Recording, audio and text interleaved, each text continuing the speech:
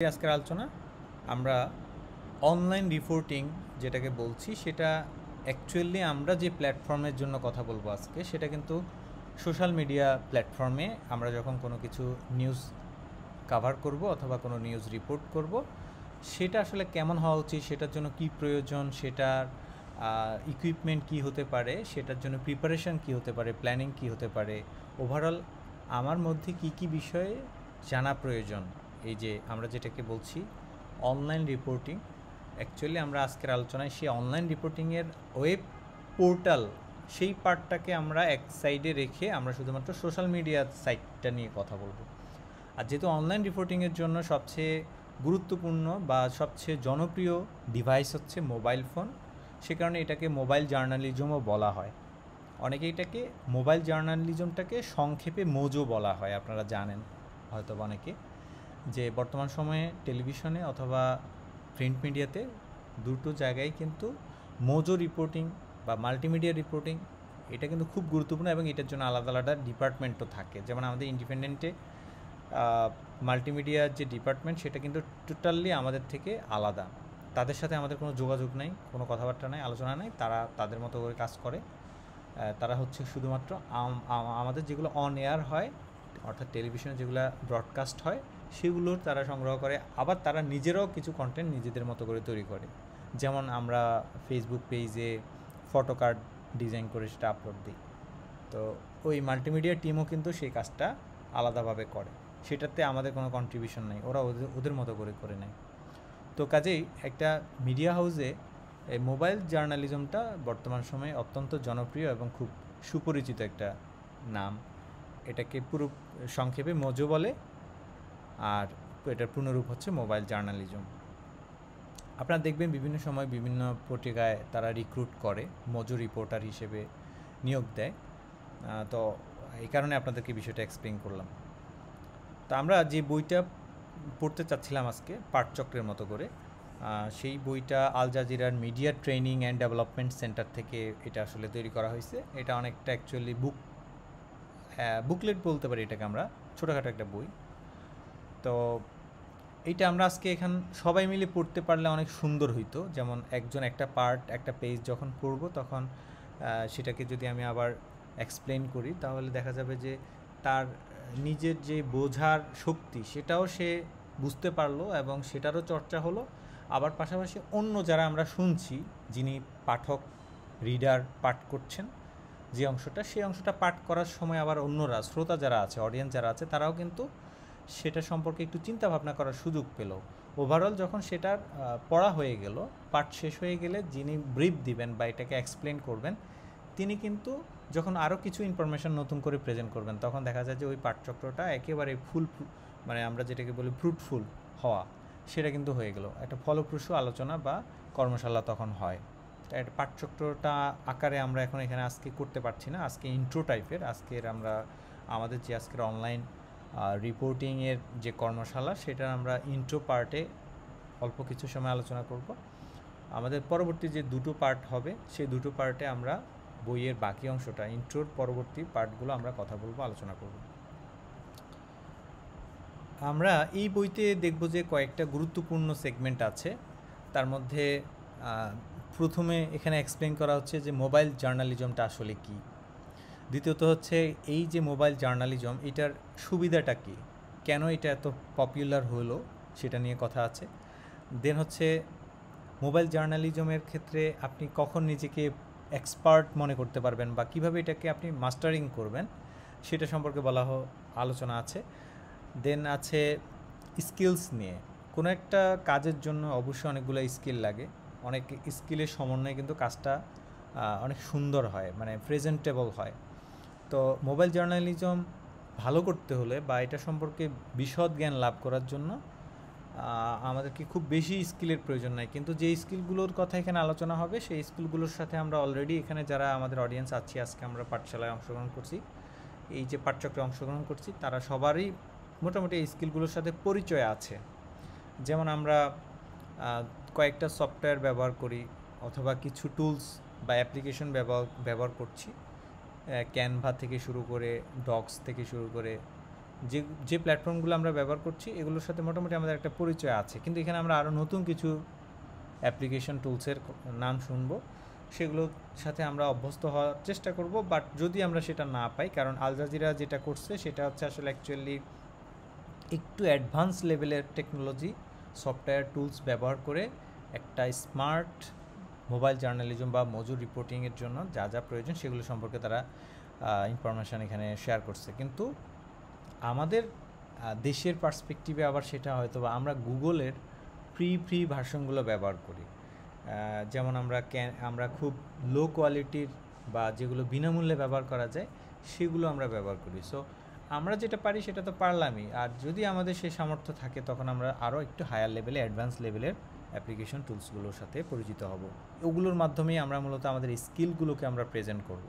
দেন এখানে একটা work flow দেওয়া হয়েছে যে আসলে মোবাইল জার্নালিজমের কাজের শুরুটা কিভাবে হয়, কাজটা কিভাবে কমপ্লিট হয়। একটা রিপোর্টের নিশ্চয়ই একটা শুরু আছে, আবার সেটার একটা শেষ আছে। শেষটা আমরা জানি সেটা যখন পাঠকের কাছে যায়, পাঠক যখন সেটা পড়ে বা শোনে, তখন গিয়ে ওই রিপোর্টের একটা একটা ফ্লো গিয়ে শেষ হয়। কিন্তু এর আগে শুরুটা তো একটা জায়গা থেকে হয় এবং মাঝে তো অনেকগুলো কাজ হয়, ধাপ আছে, সেটা নিয়ে এখানে আলোচনা আছে। এবং আল জাজিরা তাদের নিজস্ব এক্সপিরিয়েন্স, এই যে মোজো জার্নালিজমের বিষয়টাতে তারা তাদের নিজস্ব অভিজ্ঞতা শেয়ার করছে। দেন হচ্ছে তারা তাদের কিছু টেকনোলজির কথা বলছে, কিছু অ্যাপ্লিকেশনের কথা বলছে যেগুলো খুবই গুরুত্বপূর্ণ মোজো রিপোর্টিংয়ের ক্ষেত্রে। এছাড়াও তারা কিছু বিষয়ে কথা বলছে, যেমন মোজো জার্নালিজমকে যদি আপনি আপনার ফ্যাশন হিসেবে নিতে চান, প্যাস্টিনেশন যদি আপনার মধ্যে কাজ করে, তাহলে আপনি কিছু ইকুইপমেন্ট লাগবে। অবশ্যই ইকুইপমেন্ট ছাড়া কিন্তু ভালো রিপোর্টিং করা যায় না। এই হার্ডওয়্যার ইকুইপমেন্টগুলো সম্পর্কে তারা কিন্তু খুব সুন্দর লিস্ট ধরাই দিছে, একটা চেক লিস্ট। এইটা ধরে যদি কেউ প্রিপারেশন নেয় বা ছোটোখাটো একটা ইনভেস্টমেন্টও করে, সে কিন্তু খারাপ না, ভালোই করতে পারবে, এটাকে সে ক্যারিয়ার হিসেবেও নিতে পারবে খুব ভালোভাবেই। অলরেডি এটা প্রতিষ্ঠিত একটা ক্যারিয়ার বর্তমান সময়ে। এছাড়া সর্বশেষ এই বইতে আমরা কিছু টিপস পাবো, যে টিপসগুলোর মাধ্যমে আমরা আমাদের নিজেদের যে মোবাইল জার্নালিজমের যে বিষয়টা আছে বা যে অনলাইন রিপোর্টিংয়ের বিষয় আছে বা সোশ্যাল মিডিয়া রিপোর্টিংয়ের বিষয়টা আছে, সেটাকে আমরা অনেক দূর এগিয়ে নিতে পারবো, অনেক বেশি স্কিলফুল ওয়েতে আমরা অনলাইন রিপোর্টিংটা করতে পারবো।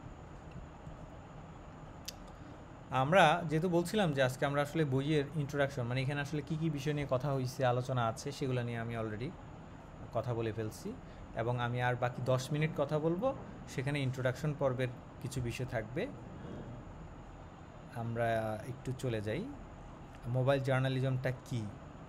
এতক্ষণে মোটামুটি আপনারা কিছুটা বুঝতে পারছেন যে মোবাইল জার্নালিজমটা দ্বারা বোঝাচ্ছে যে আসলে মোবাইল ডিভাইস যেটা আমরা স্মার্টফোন হিসেবে ব্যবহার করি, এইটাকে ব্যবহার করে অডিও, ভিডিও, টেক্সট বা ভিজুয়ালাইজেশনের মাধ্যমে কোনো একটা নিউজ বা কোনো একটা সোর্স থেকে কিছু ইনফরমেশান নিউজ ফরম্যাটে কালেক্ট করে সেটাকে অডিয়েন্সের সামনে প্রেজেন্ট করা। ওভারঅল কথা হচ্ছে এটাই, কিন্তু এখানে একটা সংজ্ঞা দিছে, এইটা একটু আমি আপনাদেরকে পড়ে শোনাই, দেন এটাকে একটু এক্সপ্লেন করি। Mobile journalism can be defined as the process of gathering and delivering news using a smartphone or tablet. It is a trend in news covering and broadcasting and has the potential to become the new standard in journalism practice, especially to report breaking news. অর্থাৎ আগের দিনে বা আগের সময়কালে যখন smartphone ছিল না, তখন আসলে একটা নিউজ কাভার করে সেটাকে আবার অডিয়েন্সের কাছে পৌঁছাতে অনেক সময় লেগে যেত কালেক্ট করে, কারণ সেটা তড়িৎ গতিতে যে পৌঁছে যাবে এরকম কোনো মিডিয়া ছিল না। কিন্তু বর্তমান সময়ে আছে, এখন সোশ্যাল মিডিয়ার যুগ, এখন ওয়েবসাইটের যুগ, ইউটিউবের যুগ, ফেসবুকের যুগ। এখন আমরা চাইলে কোনো নিউজকে দ্রুত সময়ের মধ্যে আমরা সেটা যে দর্শক আছে বা যে অডিয়েন্স আছে তাদের কাছে আমরা কিন্তু সেটা পৌঁছে দিতে পারি। তার এইটার জন্য একমাত্র উপকরণ হচ্ছে কি, ডিজিটাল ডিভাইস। আর ডিজিটাল ডিভাইসের মধ্যে আমাদের এখন জনে জনে হাতে হাতে আছে সেটা হচ্ছে স্মার্টফোন অথবা ট্যাবলেট।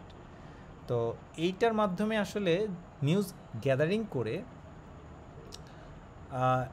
যেটাকে আমরা ব্রডকাস্টিং করতাম আগে টেলিভিশনের মাধ্যমে, এখন সেটা কিন্তু চাইলে ফেসবুকে লাইভ করা যায়, ইউটিউবে লাইভ করা যায়, হ্যাঁ, বা থার্ড পার্টি অ্যাপস দিয়ে লাইভ করা যায়। এই যে ব্রডকাস্টিংয়ের জায়গাটাতে এখন পরিবর্তন আসছে।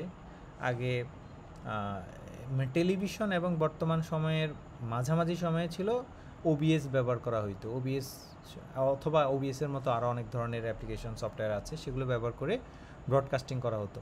কিন্তু এখন আরও ইজি হয়ে গেছে, যেমন আমরা আমাদের ঢাকা চ্যাটে ব্যবহার করছি স্ট্রিমিয়ার, এটা প্রিমিয়াম ভার্সনে ব্যবহার করছি, এটাও এক প্রকারের ব্রডকাস্টিং।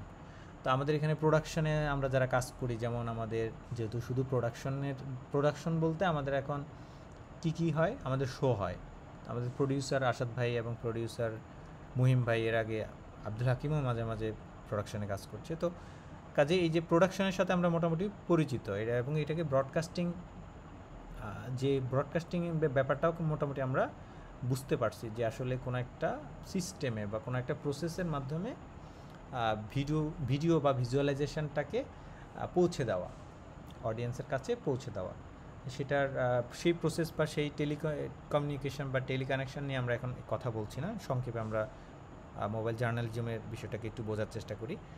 এখানে আরেকটা কথা বলছে যে ground breaking work is being accomplished by people who are constantly experimenting with how to produce content with their mobile devices. Mobile journalism is all about building the skills and having the interest to explore alternative mediums to those of traditional journalism. Traditional জার্নালিজমে খাতা কলম নিয়ে বসে বসে লেখা হয়তো রিপোর্টিংয়ের জন্য। এখন কিন্তু মোবাইল ফোন আসাতে মানুষের বিভিন্ন ধরনের অ্যাপ্লিকেশনের ব্যবহার করে বা নোটবুক ব্যবহার করে মোবাইলে টাইপ করে সেটাকে কপি করে সেটাকে এই যে নিউজ রুমের মধ্যে পাঠানোর জন্য কাউকে দিয়ে পাঠাইতে হয় না, বা কোনো ইয়েও লাগে না, লাইভ ভিউ বা কোনো ধরনের ডিভাইস লাগে না আলাদা। কি করা যায়, আপনি মেসেঞ্জারের গ্রুপে সবাইকে যুক্ত করে নিচ্ছেন, নিউজ রুমে যারা আছে বা যারা রিপোর্টার আছে সবাইকে একটা গ্রুপে অ্যাড করে নিলেন, হোয়াটসঅ্যাপ গ্রুপে অ্যাড করে নিলেন, অথবা স্ল্যাক অথবা গুগল চ্যাট, আরও এরকম হাজার হাজার ওয়ার্ক স্পেস আছে, সেগুলোতে অ্যাড করে সেখানে আপনি আপনার নিউজটা পাঠিয়ে দিলেন, মোবাইলে টাইপ করলেন, কপি করে পাঠিয়ে দিলেন, এটা কয়েক সেকেন্ডের কাজ পাঠানোর বিষয়টা। তো সেখানে আপনি চাইলে অডিও পাঠাইতে পারেন, আপনি ছবি পাঠাইতে পারেন, আপনি ভিডিও পাঠাইতে পারেন। এই যে অডিও ভিডিও অর্থাৎ মাল্টিমিডিয়া যেটাকে বলা হচ্ছে, মাল্টিমিডিয়ার ব্যবহারটা কিন্তু এখন হাতের নাগালে চলে আসছে। সেটা হচ্ছে একমাত্র ট্রেডিশনাল জার্নালিজমের আরেকটা, এটাকে আমরা বলতে পারি যে পরিপূরক হিসেবে আমরা বলতে পারি যে ট্রেডিশনাল জার্নালিজমের একটা পরিপূরক স্থানে চলে আসছে মোবাইল ফোন জার্নালিজমটা। এটা তো মোটামুটি আমরা ক্লিয়ার হলাম, তাই না? আপনাদের কাছ থেকে একটু রেসপন্স চাচ্ছি যে আপনারা এই ইন্ট্রোডাকশনটা বুঝতে পারছেন কিনা মোবাইল জার্নালিজমের বিষয়টা। হ্যাঁ জি ভাই, বুঝতে পারছি ভাই।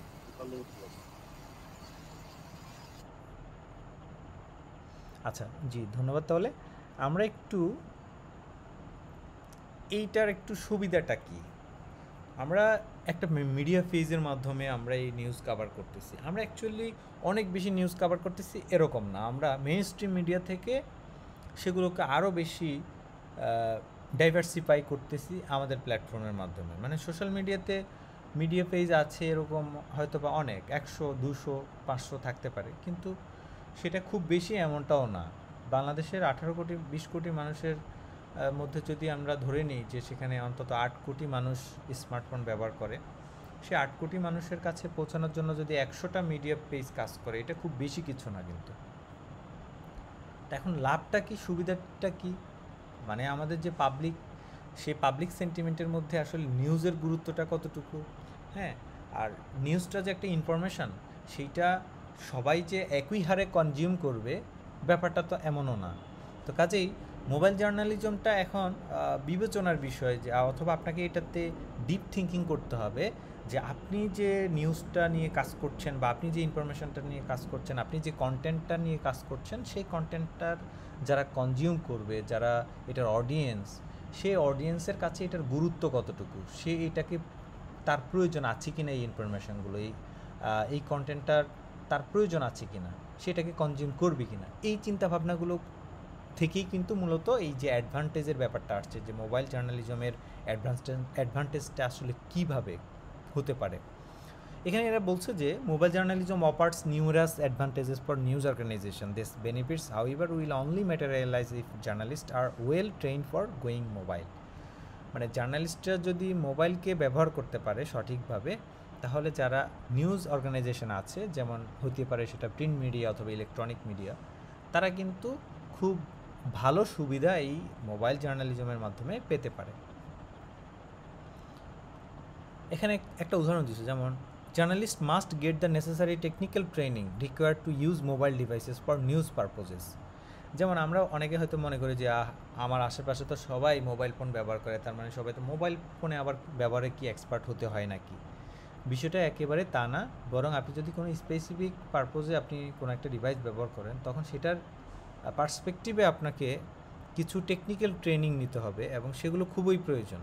আর সেগুলো যদি আপনার না থাকে, যেমন আমাদের এখানে আপনারা স্ট্রিমইয়ার্ড ব্যবহার করতে পারেন, আপনারা কি এই যে ফটো কার্ড তৈরি করতে পারেন, আপনারা কিভাবে একটা স্টুডিও সেট আপ করতে হয় লাইভ ব্রডকাস্টের আগে, সেইটা আপনারা জানেন। এগুলি হচ্ছে মূলত টেকনিক্যাল স্কিল।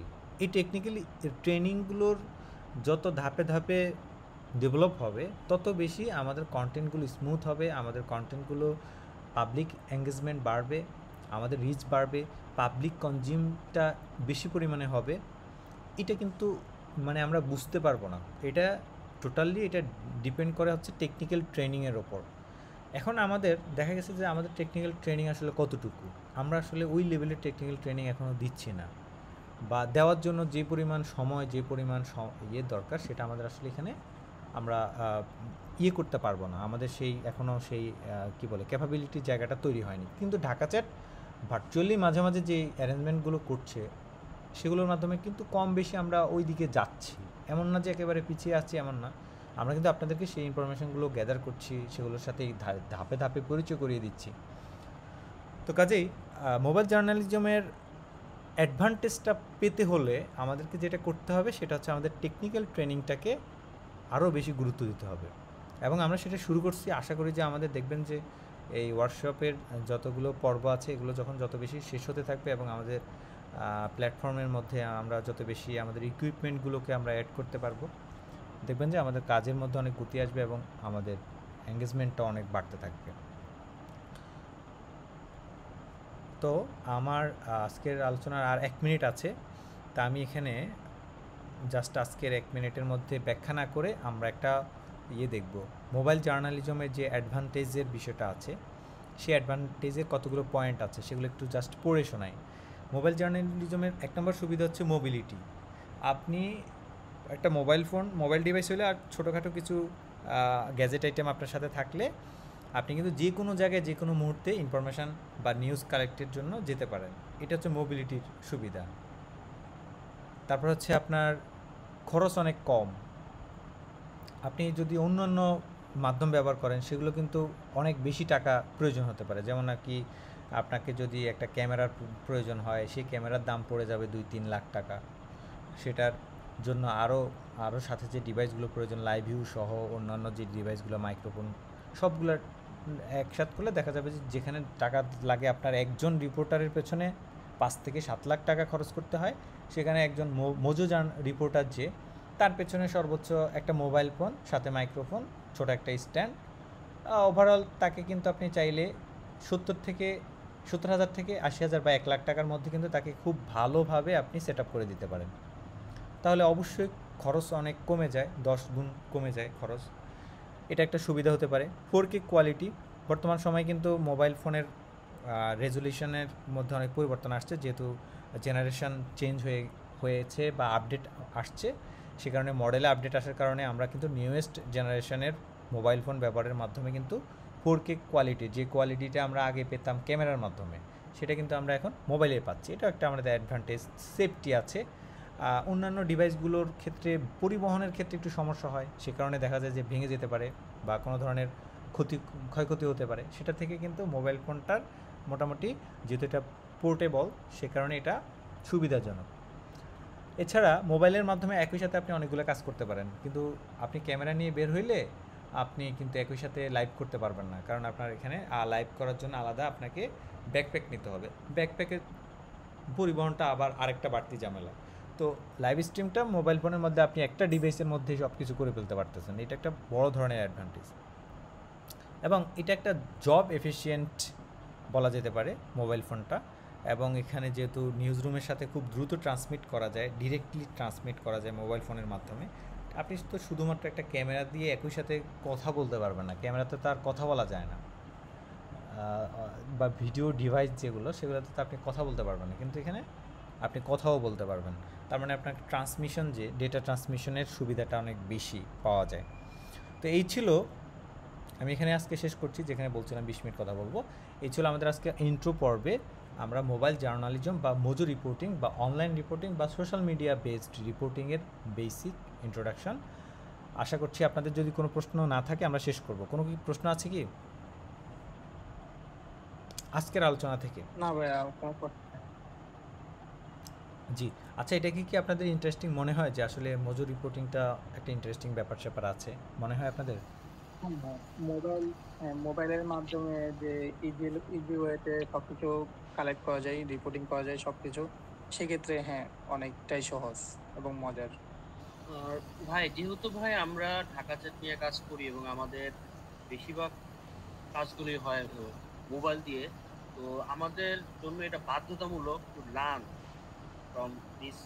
আমার মনে হয় যেটা আমাদের মানে সব